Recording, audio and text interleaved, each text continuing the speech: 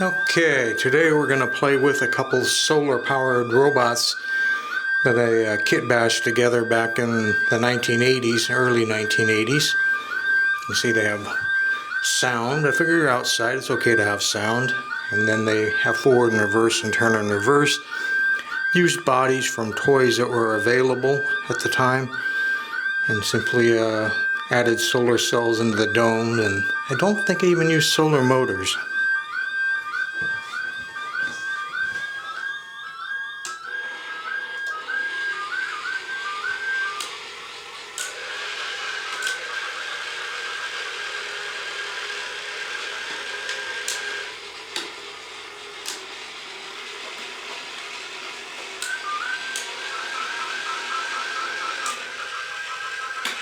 As they run out of sunlight, they're not going to stop.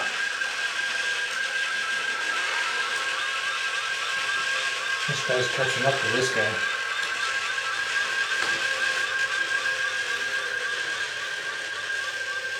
Now, in a couple of them, like this red one, I put in a moving picture screen, but that part seems to have not survived.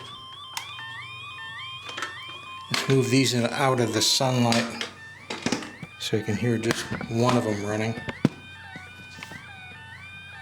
more or less.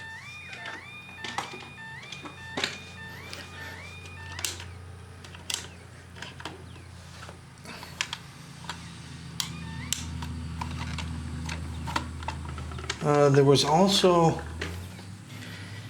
a solar gun. Figured kids can make all the noise they wanted outside.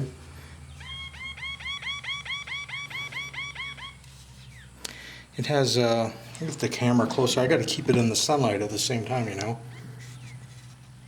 So there had a little chirping sound, and then it has that sound. It's a very overcast day. You can see that's all clouds. I don't have any direct sunlight right now, which isn't the best day for playing with this. Here's the backup.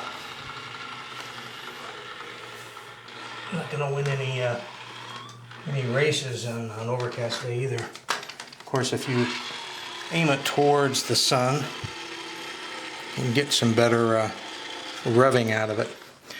But back in the 1980s, it didn't really have great solar cells. These silicon wafer ones here, and there's only 3 of them, so it's like 1.5 volts if you had full bright sunlight. It's not going to be the best.